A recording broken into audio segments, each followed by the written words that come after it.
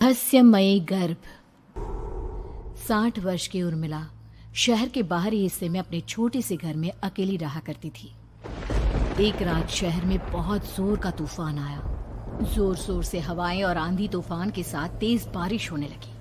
उन आवाजों को सुनकर कोई भी घबरा जाता, लेकिन उर्मिला घर के सारे खिड़की दरवाजे बंद कर गहरी नींद में सो रही थी। रात के लगभग 12 बजे होंगे कि किसी ने उर्मिला के घर का दरवाजा खटखटाया।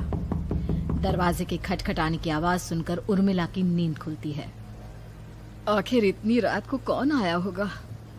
उर्मिला जाकर दरवाजा खोलती है तो सामने लगभग 26 साल की बेहद सुंदर लड़की को खड़ा देख हैरान रह जाती है।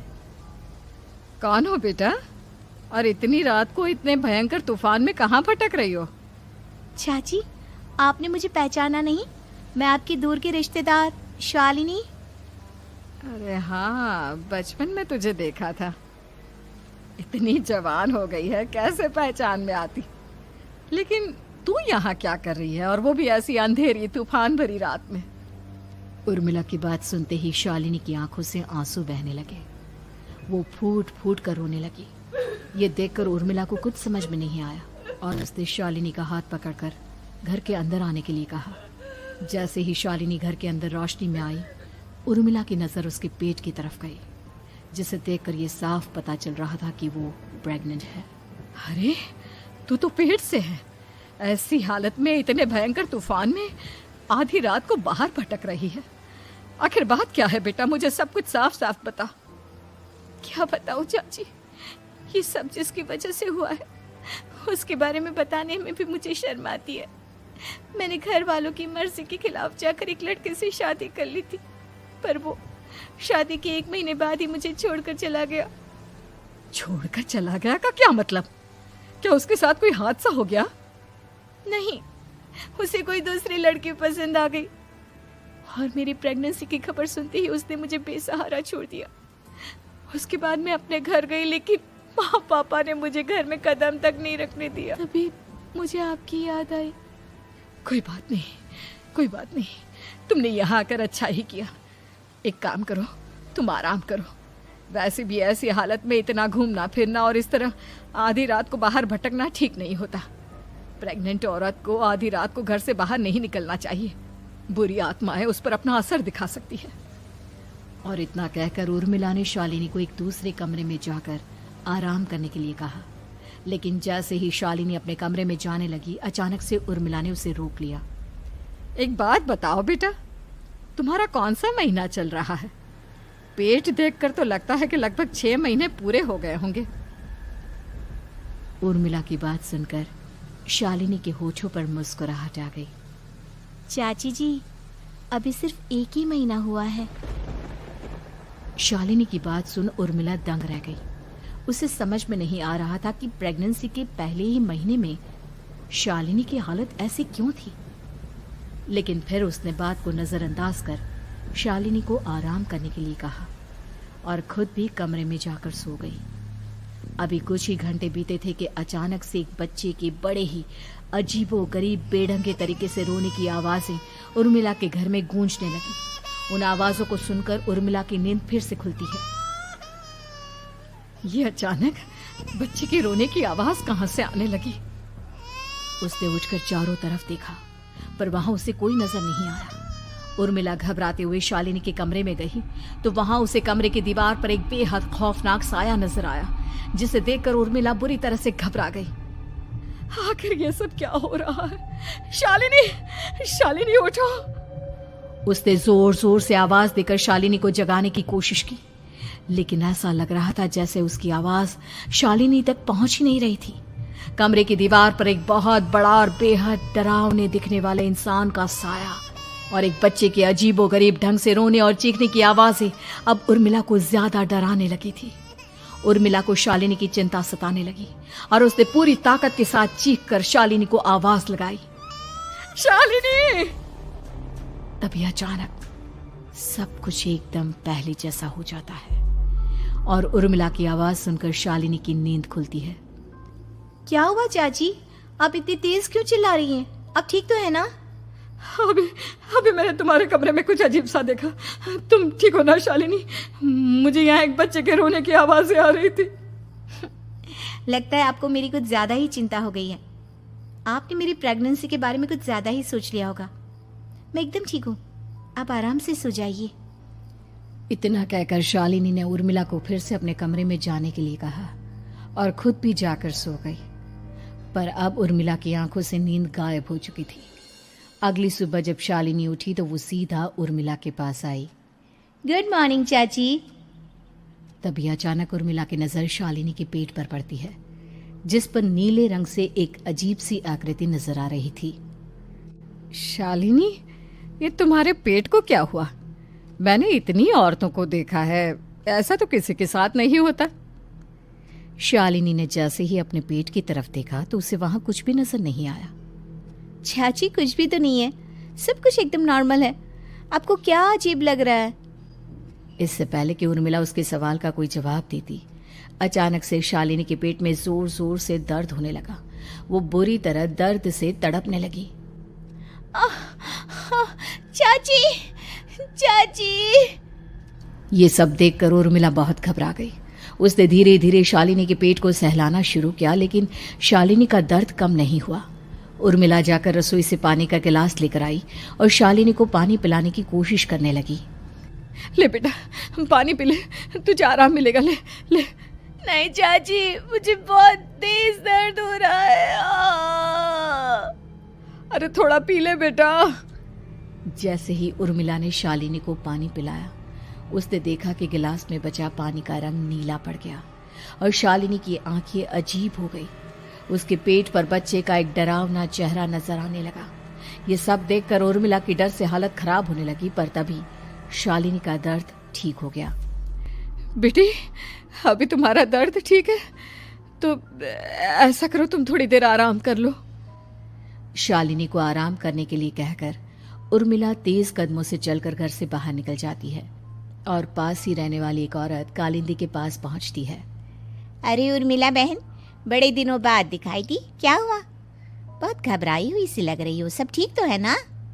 क्या बताओ कालिंदी बहन, मेरी एक दूर की रिश्तेदार आई हुई है। वो पेट से है और उसके साथ ना अजीब अजीब चीजें हो रही है। अब उर्मिला सारी बात कालिंदी को बताती है, जिसे सुनने के बाद काले जादू और तंत्र विद्या की माहिर कालिंदी एक ताबीज बनाकर उसे देती है। बहन, मुझे शालिनी पर किसी बुरी आत्मा का साया लगता है। ये ताबीज ले जाओ, आज रात को 12 बजे उसे पहना देना, फिर सब ठीक हो जाएगा। उर्मिला ताबीज लेकर घर वापस आती है और अब आधी रात के होने का इंतजार करने लगती है। जैसे ही आधी रात होती है, वो नींद में सोई शालिनी को ताबीज पहना शांति से अपने कमरे में आकर अपने पलंग पर लेट जाती है। अब सब ठीक हो जाएगा, ये सोचकर उर्मिला शांति की एक सांस ही लेती है कि तभी अचानक उसकी आंखों के सामने कुछ ऐसा आता है जिसे देखकर उर्मिला डर से चीखने लगती है। तुम कौन हो? कौन हो तुम? जाओ यहाँ से, जाओ जाओ यहाँ से। तभी उर्मिला की एक जोरदार दर्द भरी डरावनी चीख वहां पर गूंज गई। उर्मिला की आंखों के सामने एक बच्चा खड़ा हुआ था, जिसका पूरा शरीर किसी बूढ़े की तरह नजर आता था, लेकिन मुंह किसी नवजात बच्चे की तरह था। उसकी आंखें गुस्से से लाल थी और वो घूर घूर कर उर्मिला की तरफ देखा जा रहा था। कौन हो तुम? कौन हो? उर्मिला के चीखते ही वो बच्चा जोर जोर से रोने लगा। घबराकर उर्मिला ने अपने हाथों को अपने कानों पर रख लिया। उसकी समझ में नहीं आ रहा है कि आखिर ये सब उसके साथ क्या हो रहा है। कौन हो तुम? कौन हो? क्या चाहते हो मुझसे? जाओ जाओ यहाँ से, आखिर तुम हो कौन? तभी अचानक से उर्मिला के पूरे घर में लाल रंग की रोशनी फैल गई। वो बच्चा धीरे धीरे कदमों से चलता हुआ उर्मिला की तरफ बढ़ने लगा।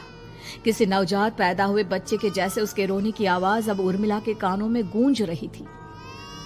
लेकिन कुछ ही सेकंड में वो चुप हो गया और उसने बेहद खतरनाक आवाज में उर्मिला के सवाल का जवाब दिया। मैं वो हूँ जो अब तक पैदा नहीं हुआ, लेकिन जब मैं पैदा हो जाऊंगा तो वो होगा जो अब तक कभी नहीं हुआ। ये क्या कहना चाहते हो तुम? ऐसा क्या हुआ जो अब तक नहीं हुआ? तबाही होगी, तबाही। सब कुछ खत्म हो जाएगा और ये जो लड़की मुझे जन्म देने वाली है, मैं उसका खून पी जाऊंगा, सारा खून। उस बच्चे की बात सुनते ही उर्मिला बुरी तरह घबरा गई। उसका एक बुल जैसा शरीर, एक नवजात बच्चे जैसा चेहरा, ये दोनों ही बातें उर्मिला की समझ से बाहर थी। तभी वो बच्चा अचानक गायब हो गया। घर का माहौल फिर से पहले जैसा हो गया। लाल रंग की रोशनी भी अब गायब हो चुकी थी। उर्मिला दौड़कर शालिनी के कमरे में पहुंची, जहां वो गहरी नींद में सोई हुई थी, पर उसके गले का ताबीज गायब हो चुका था। उठो उठो शालिनी, उठो बेटा, मुझे तुमसे जरूरी बात करनी है। अरे चाची क्या हुआ? इतनी रात को आप परेशान क्यों कर रही हैं? सब ठीक है ना? अभी जब तुम सो रही थी ना, तो मैंने तुम्हारे गले में एक ताबीज पहनाया था। कहाँ गया बेटा, बताओ मुझे। शालिनी ने चारों तरफ अपनी नजरें घुमाकर देखा, लेकिन वहां पर कोई ताबीज नहीं था। वह हैरानी से उर्मिला के चेहरे की तरफ देखने लगी। उसे समझ में नहीं आ रहा था कि आखिर उर्मिला किस ताबीज के बारे में बात कर रही थी। नहीं चाची, यहाँ कोई ताबीज नहीं है। लगता है आपने कोई बुरा सपना देखा है। मैंने कोई बुरा सपना नहीं देखा।